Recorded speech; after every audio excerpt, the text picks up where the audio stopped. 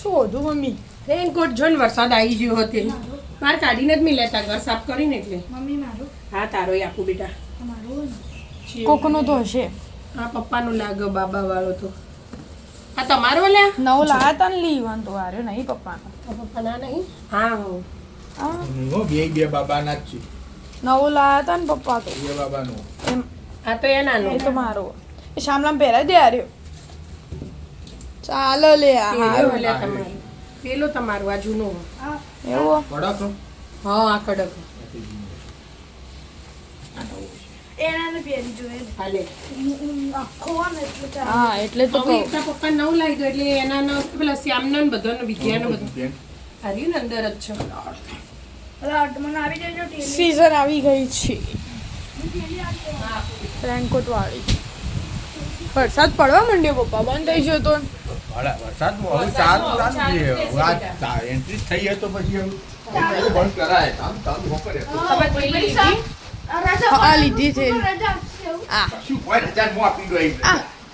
2 second દૂર તો school એટલે સે માતા પાઉ છે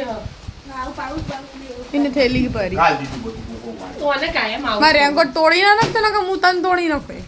આવું ના ભરાય વધારે જગ્યા રોકો તો તમે વાળી મૂકો ને લેડો ના શાંતિથી જો જય શ્રી કૃષ્ણ જય ગયે મહારાજ જય ગયે ફોન બંધ લીધું ને 2 દાથી ફોન ભૂલી જો મેં કહું પાછા હું લેવા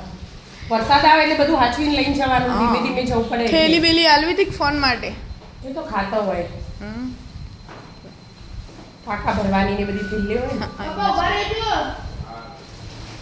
હું મૂકી જાઉં તને પપ્પા તમે તાર જો સારું હે હજી તો વાર કે મૂકી આવો હજી તો 5 મિનિટ પછી હા જય શ્રી કૃષ્ણ છે આટલી અમારા